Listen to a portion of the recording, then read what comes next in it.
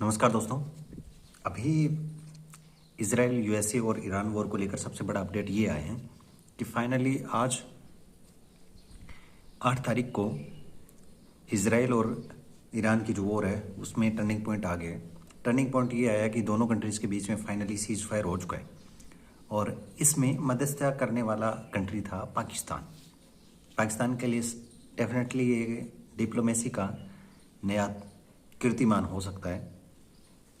आगे क्या होने वाला वो देखने वाला है। लेकिन उससे पहले क्या हुआ था कि डोनाल्ड ट्रंप लगातार है वो ईरान की जो लीडरशिप है उनको धमका रहे थे। वो कह रहे थे कि मैं पूरी की पूरी जो सिविलाइजेशन है, पूरी की पूरी जो सभ्यता है उसको नष्ट कर दूंगा।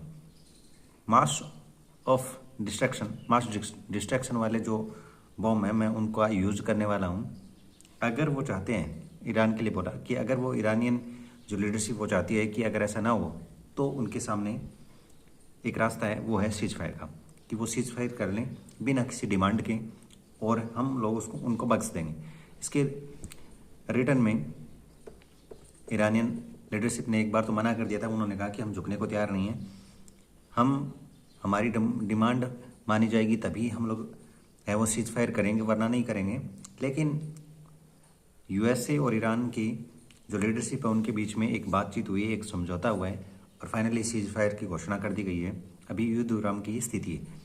इससे पहले डोनाल्ड ट्रंप की धमकी के बाद उनका टारगेट था कि वहाँ पे जितने भी जो न्यूक्लियर फैसिलिटीज़ हैं, जितने भी जो फैक्ट्रीज़ हैं जहाँ पे बिजली बनाई जाती है न्यूक्लियर पावर प्लांट के जरिए, वहाँ पे उनको उड़ाने की धमकी दी गई थी पहले, जो रसिया के सहयोग से बनाए गए थे।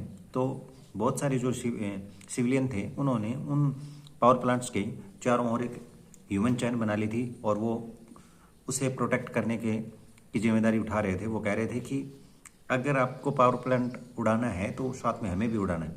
और इंटरनेशनल लॉ में अगर कोई भी कंट्री दूसरी कंट्री के बेगुनाह लोगों को अगर सिविलियंस को मारता है तो ये वॉर क्राइम के अगेंस्ट वॉर क्राइम माना जाता है।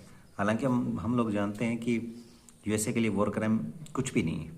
ये सिर्फ लॉ उन छोटी कंट्रीज़ के हैं जिन्हें यूएसए बार बार धमका देता है। बाकी यूएसए के लिए कोई भी रूल नहीं है। एक कहावत है हिंदी में, जिसकी लाठी उसकी भैंस। जिसके पास ताकत होगी वो गरीब लोगों को, गरीब भले देश हो, कंट्रीज हो, गरीब तबके जो होता है उनको हमेशा सताएगा। ये हमेशा से चलता आ रहा है और हमेशा से चलता रहता है। उनको कोई कुछ नहीं कहने वाला। सारे के सारे जो लॉ हैं, सारे के सारे जो नियम हैं वो सिर्फ निचले तबके के लिए होते हैं। Thank you.